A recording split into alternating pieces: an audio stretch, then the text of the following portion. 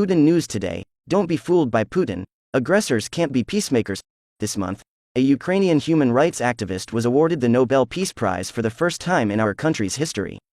The symbolism of this award was reinforced by the fact that it was awarded to Vladimir Putin on his 70th birthday. For Ukraine, however, the event was important for another reason. Many of our people were upset that the prize was divided into his three parts, and the other winners came from Russia and Belarus. His two other groups are definitely worthy winners.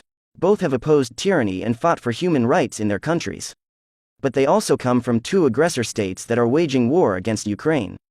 Such a combination is the idea often propagated by Russian imperialists that Ukraine, Russia and Belarus are brotherly states, naturally belonging together and in need of constant encouragement for reconciliation.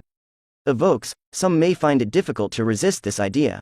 But Ukrainians have reason to think so, because the story of brothers has been repeated for years, since Russia occupied Crimea in 2014. Calls for a peaceful reconciliation have been heard. I heard calls for diplomacy, as if starting this war. As if we wanted to fight. It is said that it is time to stop the bloodshed. It is advisable to put the interests of mankind first. It's as if the world is threatening a nuclear apocalypse. After holding a mock referendum in occupied Ukrainian territory, Russia announced that it was ready to restart negotiations with Ukraine, praising these peace-building efforts. Almost all senior Russian officials suddenly said they were willing to negotiate with Ukraine. What they don't talk about is the return of conquered territories, the release from Ukraine of those who were deported against their will, the payment of war damages, the extradition treaty of war criminals. The reason Russia is not addressing these issues is simply because it wants to end the war with a victory. Russian troops withdraw. Russia's industry is short on resources, its economy is collapsing, and an urgent cessation of hostilities is the only way Russia can save face. To that end, the Kremlin is ready to resort to nuclear blackmail, while the beneficiary idiots of the West are increasingly calling for peace. Unfortunately, some people seem to have heard him. Former and current politicians and influential business leaders are seeking negotiations with the Kremlin. For peace, for the world, for humanity, but not for Ukraine, not for justice. This is not the first time.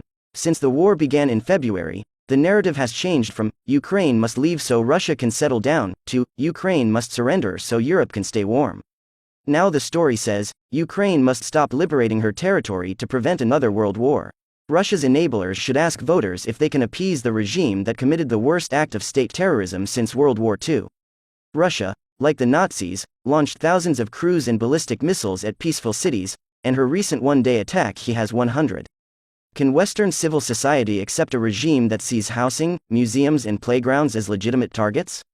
Against this background, the Kremlin is urging Western powers to negotiate to establish a new normal. Ironically, Russia and its Western allies hold up an olive branch. Don't be fooled. Aggressors cannot make peace. Ukraine wants peace. Ukraine longs for peace. But we know our terms.